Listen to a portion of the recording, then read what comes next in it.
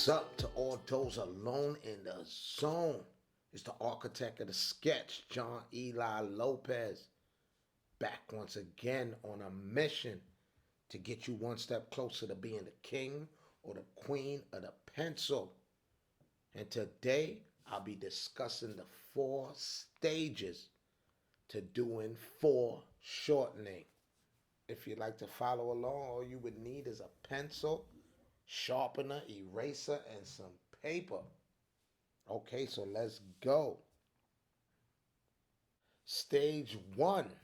In this first example I have here, it's a guy holding an axe. And it's either totally no foreshortening, which is rare.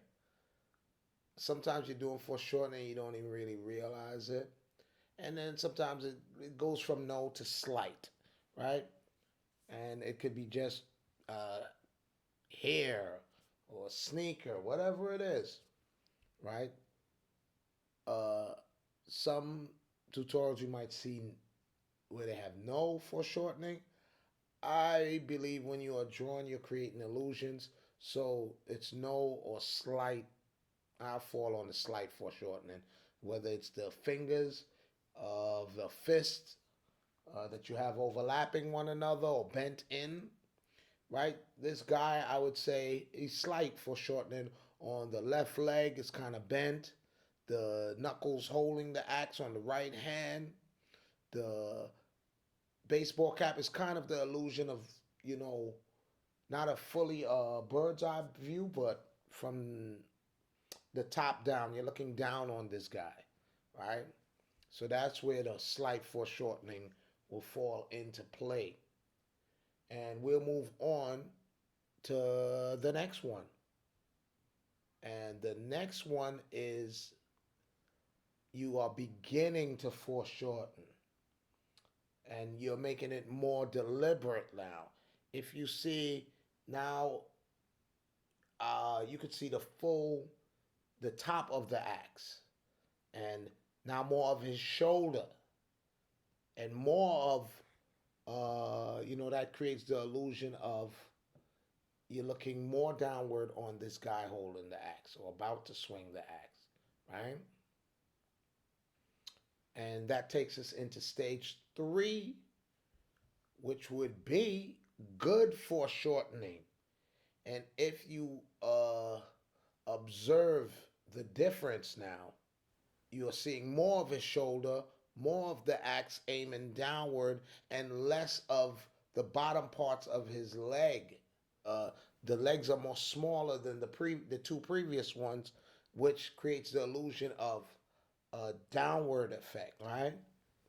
And that takes us to the final, which is number 4, and that's maximum foreshortening. You can definitely see here with maximum foreshortening, you are zooming in on the object you want to have the most emphasis.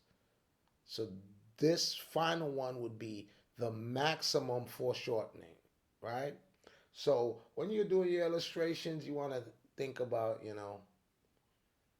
do I even want foreshortening, especially if you're doing graphics and comics and those things like that. You play around with a lot of foreshortening, but it definitely comes into play when you want to add emphasis on something. So that is something to think about.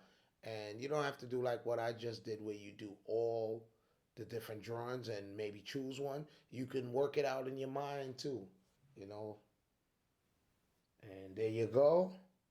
There you go. That's all 4 of the Axeman. And I'm going to give you another example of foreshortening, which is the woman roller derbying, right? And this is, though, to slight foreshortening. And if you see the left leg, the roller skates are kind of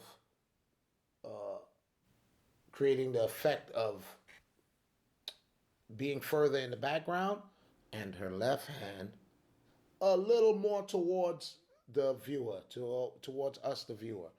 Also, her head is leaning forward and her right arm is foreshortened.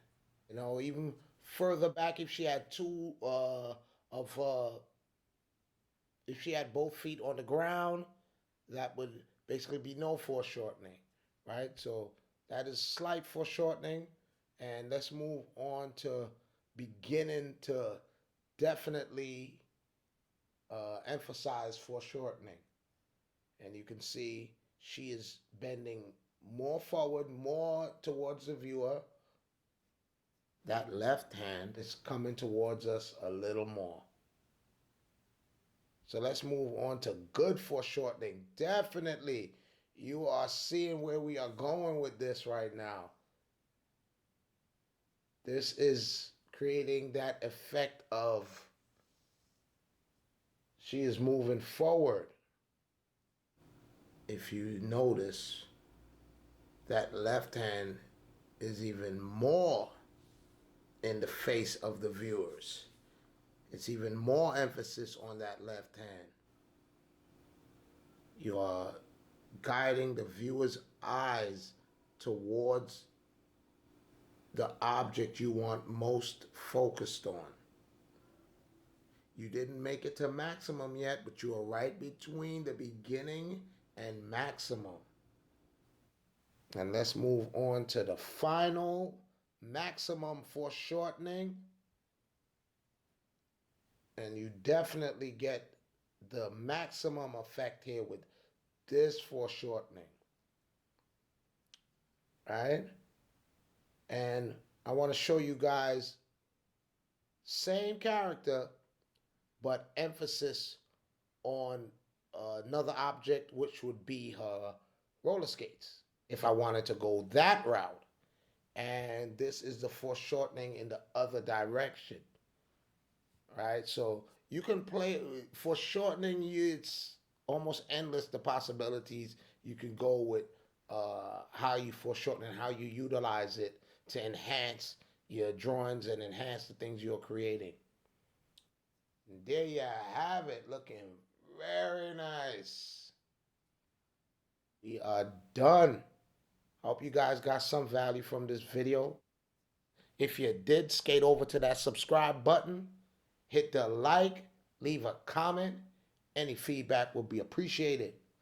So until next time, John Eli Lopez signing out. Y'all be good and be safe.